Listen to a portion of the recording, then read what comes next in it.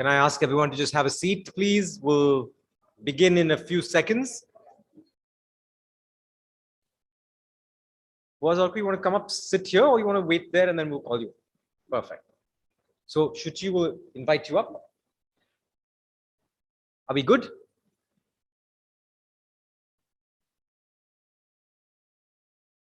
See more people at the door. Good evening, everyone here on Zoom. If you can just wait for a few more seconds, we'll begin.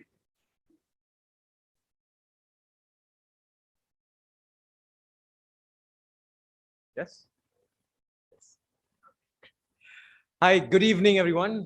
Everyone in the room, it's lovely to have you for our first real physical event since all of this began. We've had smaller gatherings, but it's really wonderful to be back here in this auditorium, which is sort of home to the Chennai Photo Biennale. It was a bunch of tables in the middle of this room put together that was the first official meeting of a group of friends that gave birth to the Chennai Photo Biennale in the first place. And this was this 2015 October that we just came together as creative minds looking to do something in the city of Chennai and came to put this together. So it's lovely to be back home. I'd like to welcome everyone. Vanakkam, namaste, hello from wherever you are zooming in. It's lovely to have you with us. You're here for the digital launch of the Chennai Photo Biennale Edition 3. This is going to be a fairly large biennale with 60 days, lots of events, lots of programs and physical exhibitions. I'm going to tell you more. But before I say more about the biennale, I'd like to invite our host this evening, Dr. Katharina Gorgon from the Goethe Institute, Chennai, who has now become a great friend and came in the middle of the pandemic to inherit such a large project. It's not been easy, especially when we're not being able to meet and work as often as we should or could. But it's really wonderful to have her support, and she has been amazing in prodding us along and helping us to get to this stage today. So without further ado, I'd like to invite Dr. Katharina Gorgon to come in and tell us a little bit more and welcome us all to her space. Thank you, Katharina.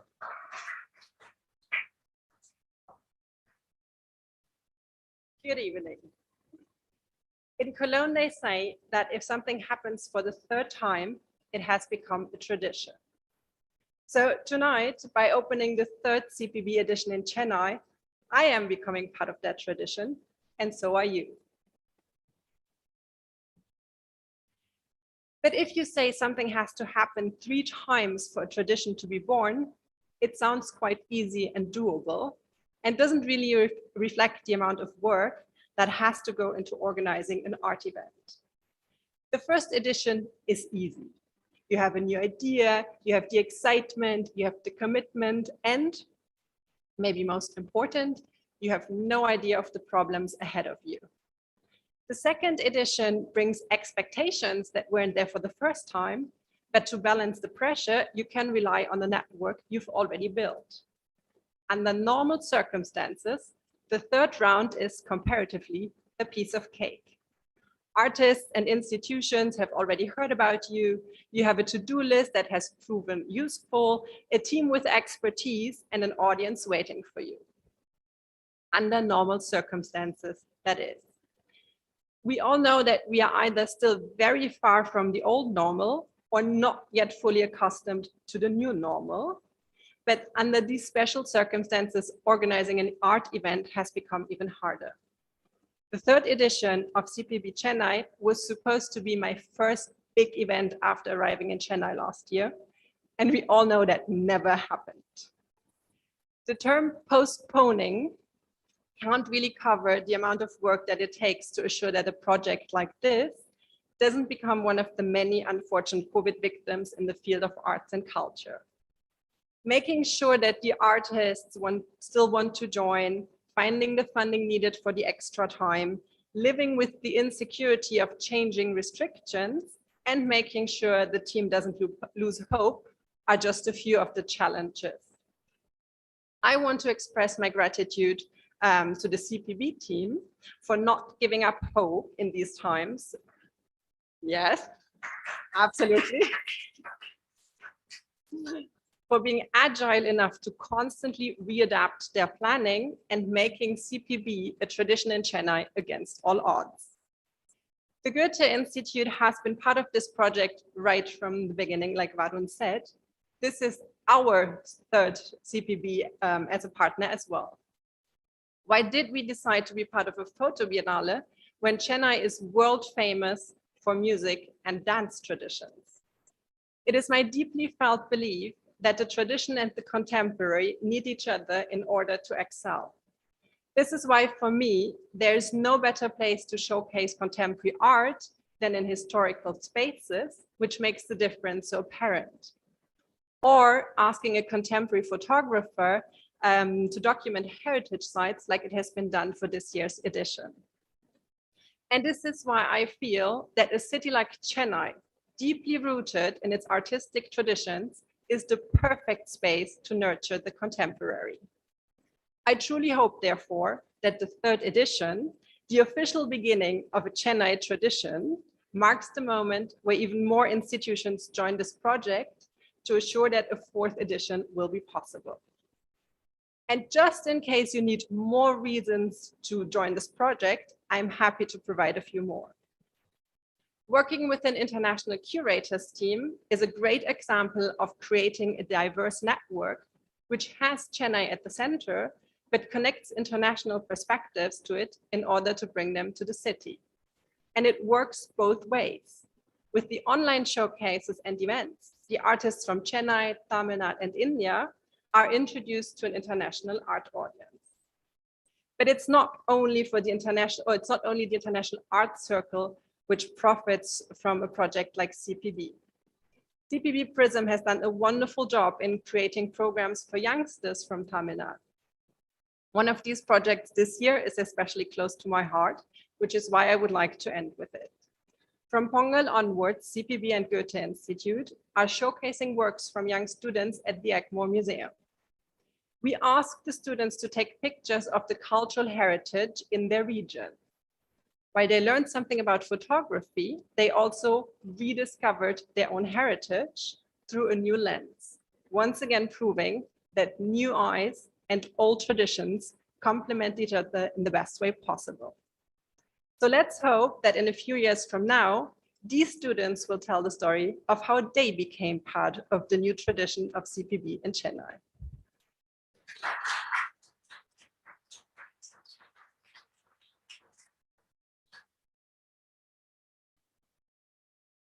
Thank you so much, Katharina, for those kind words of encouragement.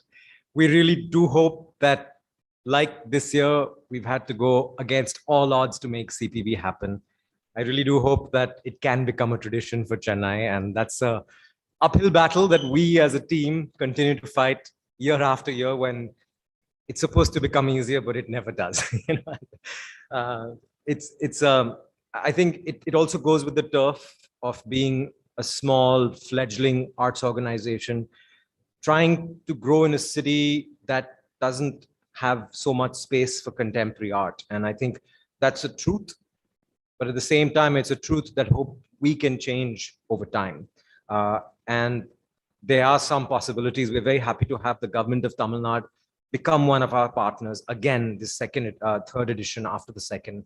And we're really hoping that that will nurture over time and become a strong partnership that positions the Chennai Photo Biennale not just for the local audiences of people here in Chennai, but for travelers from all parts of India and the world, of course. I'll just like to move on and present a little bit about the Chennai Photo Biennale for all our audiences, both physical here in the auditorium, as well as, of course, far away on Zoom. This is a small little preview that I've prepared to tell you a little bit more of what to expect over the next 60 days. Before I do that, I'd like to take a minute to acknowledge some of our guests in the room. Ms. Karen Stoll, the Consul General of Germany. Wonderful to have you with us. Our two curators, Orko and Huma. Orko just about made it from Calcutta right now. It's great to have you. We have a few of our participating artists from this edition in the room. I've just seen Vasudha walk in. I've seen Siva back there. Sarabhi, welcome. Yuvan, welcome. Lovely to have all of you with us. I hope I haven't missed anybody. And of course, Sridhar, I don't see Parvati.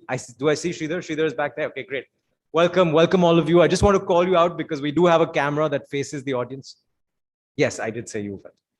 So we have a camera that's pointing to the audience. So if you don't mind waving as artists, it'll be nice for the people in the virtual areas to see who you are and present.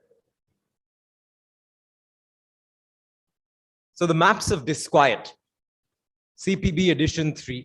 I won't talk much about the theme because we have the curators presenting to us today. Also, my colleague Shuchi will tell you more. But it is a very exciting theme that's really galvanized us as a team as we march together towards the Biennale.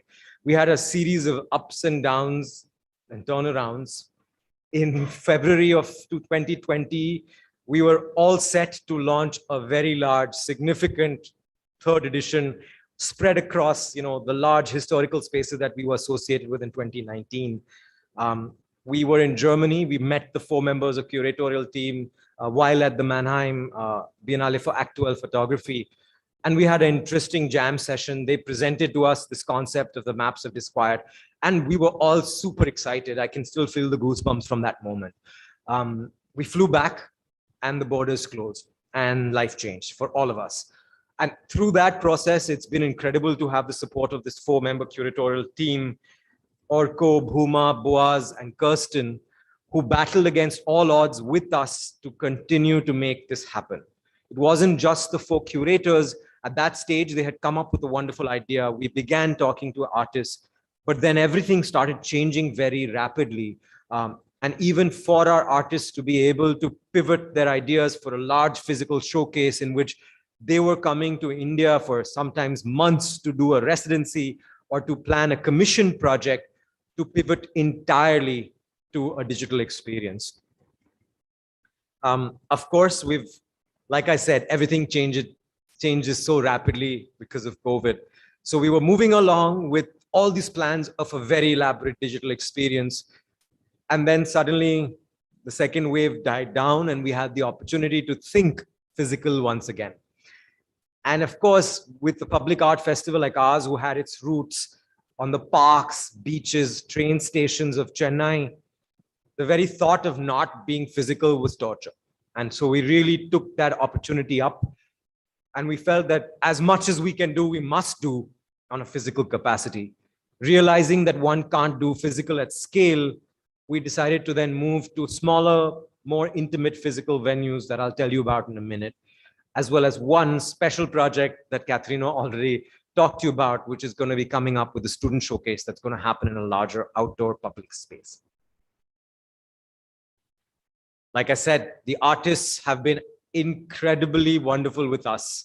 Some of them have been on calls, on WhatsApps, on emails, and Zooms with us almost for an 18-month period, discussing these ideas, discussing first how to do a physical, then how to do a digital, and then back to how to do physical.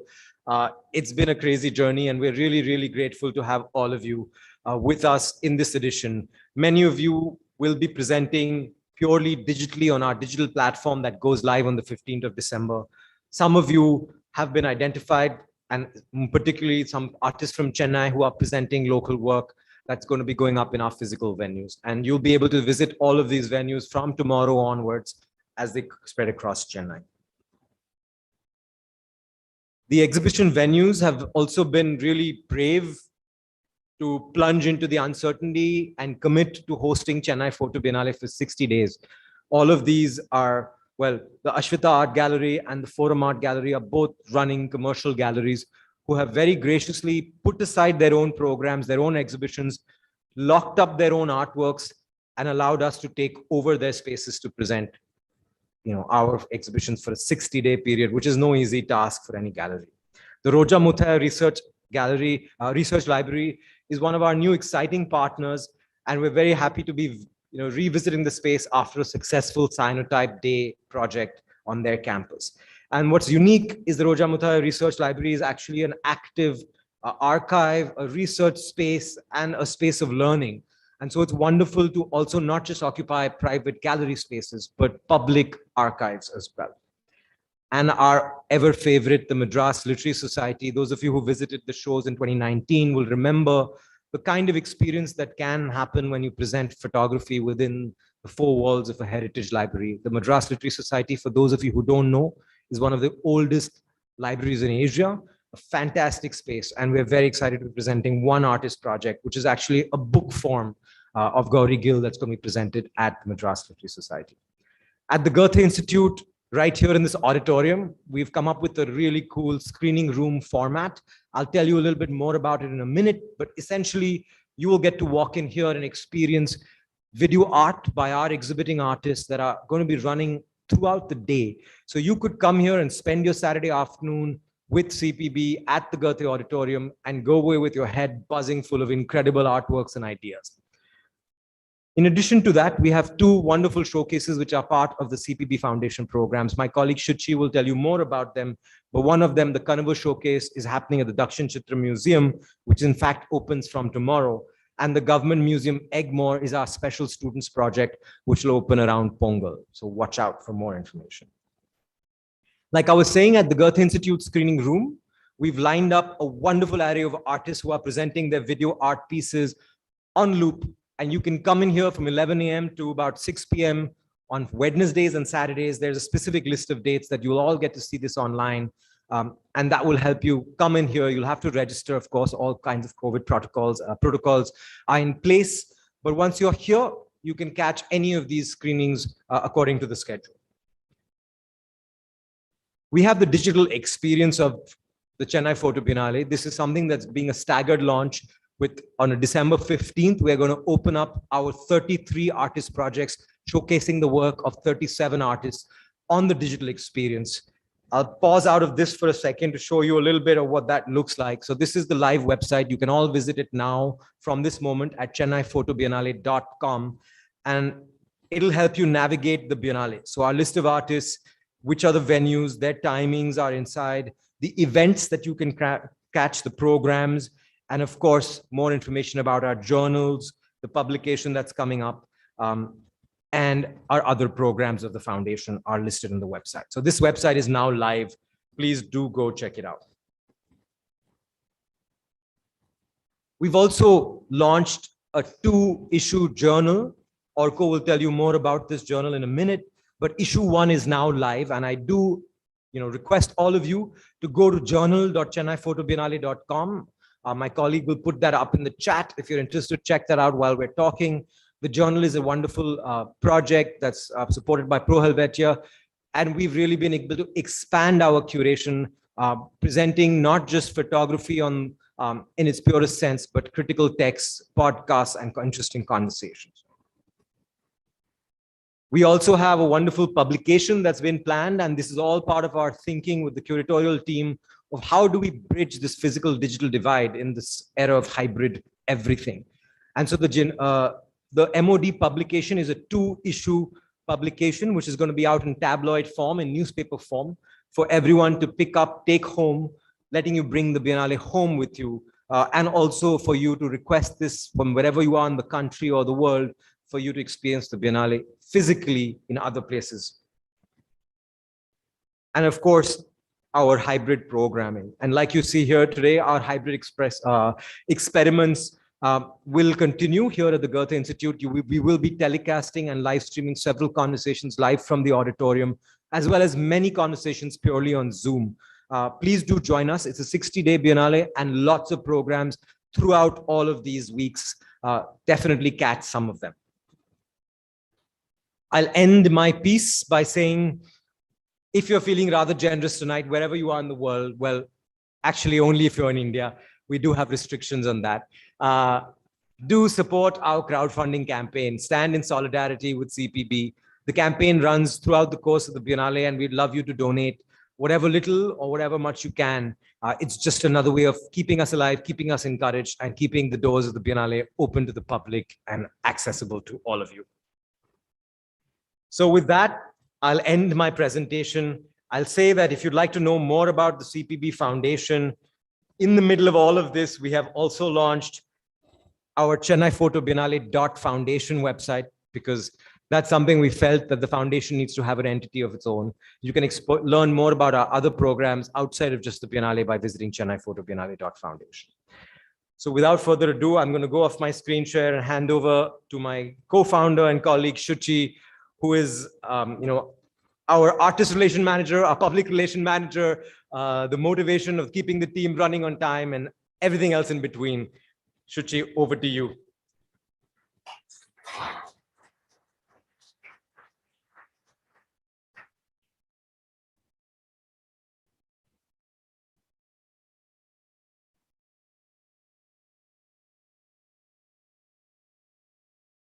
Hi, everyone. Thank you so much for being with us here today. It's unthinkable of having such a small audience for a CPB launch, but we are still glad that all of you could be with us here today, at least whether in virtual forms or in physical. I want to come in and welcome our curatorial team. I know that all of us are not here together, and that feels definitely a bit sad, but we are still glad that we are able to pull through this very difficult period. And I'm going to, although many of you might have been following us when we were to launch in 2020, and you might already know about our curatorial team, but for those of you who don't, I'm just going to introduce them again. We have with us Orko. Hi, Orko. He who's just landed in. I'm going to share a little bit about each of our curators for you to know. Orko Datto aims to probe questions surrounding the image in the digital age, while simultaneously playing the role of observer and commentator on critical issues. He pursues narratives on seemingly disparate topics, forced migration, techno-fascism, surveillance in the digital panopticon, disappearing islands, nocturnal realms, and psychosomatic stress of captive animals, to name a few. Apart from working on his visual projects, he also enjoys curating the works of others and has been associated with the Kochi Biennale, Obscura Photography Festival, and of course, the Chennai Photo Biennale. Welcome here, Orko. And I move over to introduce Bhuma Padmanabhan. Hi, Bhuma. Bhuma's been with us here all through, and it was so fantastic to have actually discovered her very magically and have her part of our team. So it's very great. I know there were earlier concerns whether Bhuma was to be in Chennai or not. We're very glad to have her here. Bhuma Padmanabhan is a curator, researcher, and arts program manager. She completed her BA in Fine Arts from Stella Maris College, Chennai, and MFA in Art History from the Faculty of Fine Arts, MS University of Baroda. She worked with the Foundation for Indian Contemporary Art, FICA, and the Vadhera Art Gallery, New Delhi from 2007 to 2017. She currently lives and works in Chennai and is here with us. Hi. And on Zoom here, we have Boaz with us. Hi, Boaz. I hope maybe you can wave. I can't see you here right now, but great to have Boaz also, who we had the chance to meet for the first time in Germany when we were visiting. And it was very exciting for us to really have a team for a change, working on this edition. Just to quickly introduce Boaz, Boaz Levin is an artist, writer, and curator who lives and works in Berlin in Germany. Levin is the co-founder, together with Vera Tolman and Hito Sterl, on the Research Center for Proxy Politics. In 2017, he was the co-curator of the Biennale für Aktuelle Photography, which is staged at exhibition venues in Heidelberg, Mannheim, and Ludwigshafen. He's the author of On Distance, at Laura Preston, Berlin, Atlas Projectors, 2020. Levin is the editor of Cabinet Magazine's kiosk platform. Hey, Boaz. And finally, we have with us Kirsten Meinecke. Hi, Kirsten. Great to have you here. Kirsten's been a bit unwell, and in spite of that, she's been fully on with us on Zoom calls from there. Kirsten Meinecke is a curator and researcher based in Essen, Germany. In her curatorial work and teaching and research, she focuses on photography and media arts in transnational and migratory contexts. She is not only a co-curator of CPB 3, but also an academic advisor at the University of Duisburg-Essen in the Institute for Art and Art History. Kirsten and Bhuma have both been jointly responsible for initiating a wonderful students workshop, which is an international collaboration of universities. You will be getting to hear about it all very soon. And I think maybe now it's time that the curators come and take center stage. So I welcome Bhuma and Orko to share with us their curatorial vision and how it's been being with the CPB3. Okay. I think I'm supposed to first start speaking while Bhuma and Arko are getting ready on stage. Can everyone hear me? Yes, we can. Yes, we can, Boaz. You're on screen. Yeah. Okay, good. Yeah. So thank you, Val. Thank you, Katerina, for your kind words and really for all your support throughout this time. And thanks, Suchi, for the kind intro. And hello to everyone from Berlin. Thank you all for coming, wherever you might be, if you're online or for those who are in Chennai. Obviously, I wish I could be there with you. It's kind of, I mean, you know, as everyone mentions, there's something, I mean, it's incredible to see this finally coming together. It's also somehow sad not to be able to be there together with you, but that's obviously part of our times and part of the challenges we had to face. So it's nice at least to be that we can be there or that we can be somehow part of this at a distance. And I'm really glad to see also a lot of the artists with us here on Zoom. So it was great pleasure that I can finally welcome you to the introduction to the launch of Maps of Disquiet, the third edition of the Chennai Photo Biennale, which, as we've all mentioned, had to overcome an insane amount of adversity and challenges and postponements and lockdowns, countless on different continents, and sickness, illnesses, and somehow still is with us today, and we're very proud to be able to present it to you. This edition is our attempt to reflect on some of the urgencies of our times.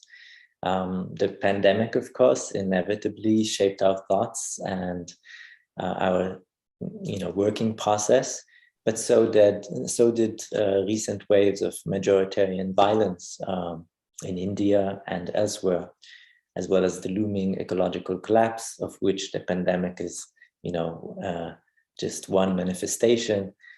Technological dystopias or issues of surveillance.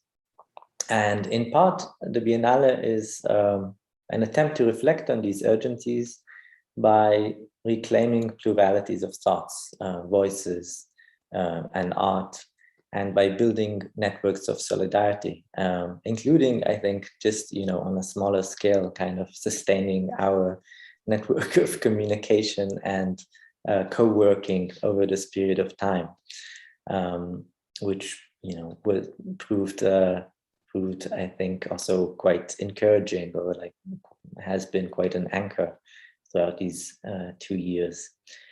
It's kind of hard to believe now, but we thought of this title and of the theme during our initial meeting in Chennai a couple of years ago. So this was several months before the onset of the pandemic. And our starting point was the fact that Chennai was the site of the so-called Great Trigonometrical Survey of 1802, which was the first colonial attempt to measure